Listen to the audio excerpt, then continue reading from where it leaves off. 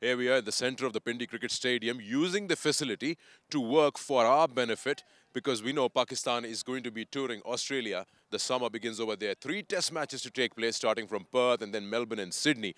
And we know what is in store when Pakistan or any side goes to Australia. I've got Salman but alongside me, of course, we all know the former Pakistan captain and the opening left-hand batter.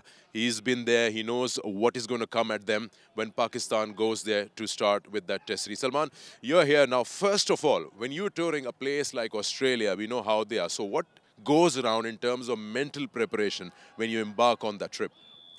Firstly, I think that you need to know that the Australians come hard at you. So the aggressive part has to be dealt with aggressively. But to be aggressive, you have to do the preparation, which is obviously the strokes, the range of strokes changes because the bounce is different. It's like a tennis ball bounce, especially when you're starting at Perth. The venue for the first test match is Perth.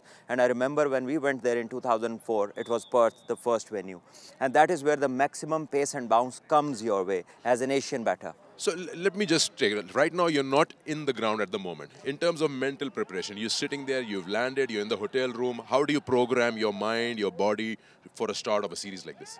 Well, I think you have to start to visualize. You have to start to think where will be your goes and no-goes in a test match in Australia as an opening batter. Definitely, you'll get the new ball with quick pace off the pitch, in the air, and also the bounce would be extra.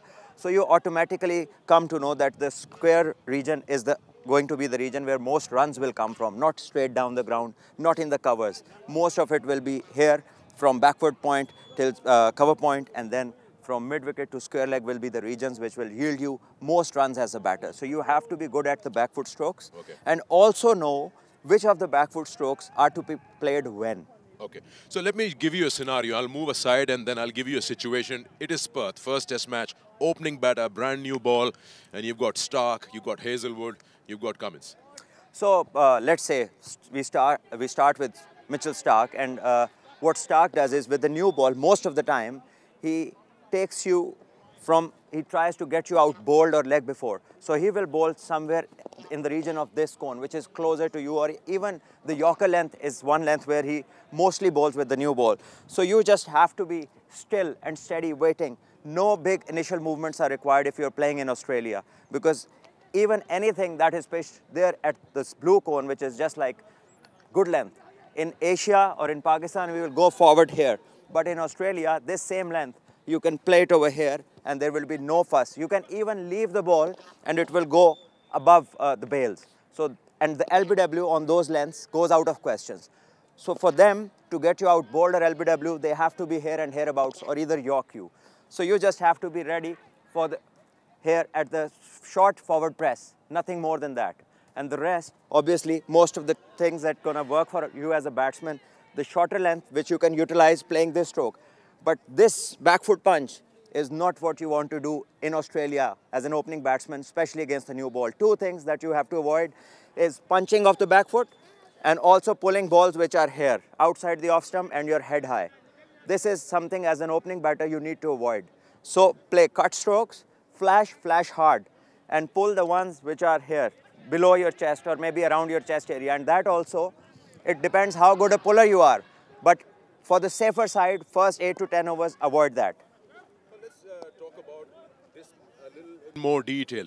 Say Shan Masood, the tall left-hander. So to speak, if we say Saim Ayub goes, he's not that height. He's on. How would you use this crease? Where would you place yourself as a batter in terms of heights to tackle that bounce? And you said that to be more, open to square of the wicket shots. Well, talking about Shan and Sam, what I've seen with them is both of them are pretty solid off the back foot. And Shan being tall, I've seen him play in Australia and South Africa. He's comfortable with the short balls. But surely early on, because the grounds are so big, there is plenty of chance that you even pull one, which is, you middle one, but every time it will not go out and they will take an extra fielder over there. So the good thing is if you can control, try to play along the ground. And if you cannot, just let it go. So once the ball grows older and softer, it becomes much easier to place it according to your own will. But when it's new, the better thing is to avoid it.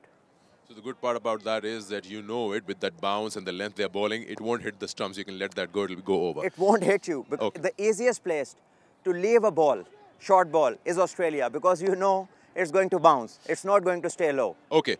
Let's say that you have managed the brand new ball. Now you're into the second phase of the innings. Now you're tackling spin and slightly older ball, and you've survived.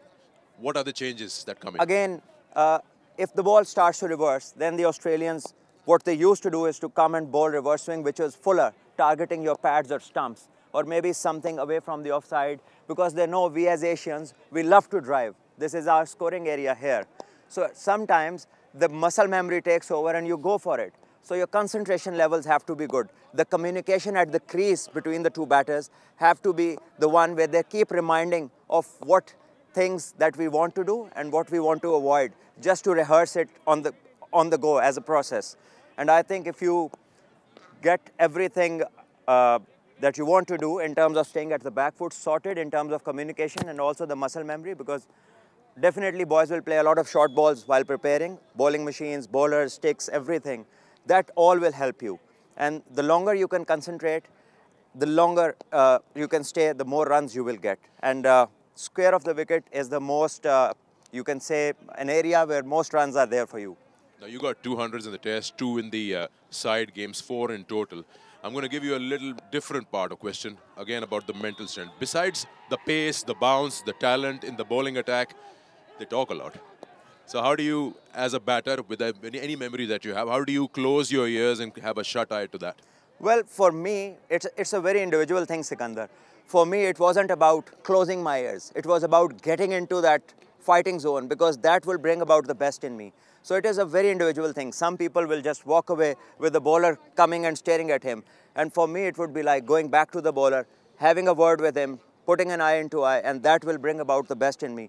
Because it's not about being aggressive, it's not hitting the next ball for 6. It is about letting that person know that I'm here to take you on. Great. Great insights, and this would help Pakistan cricket. We all know that some of them have actually traveled. We don't know who all will be going.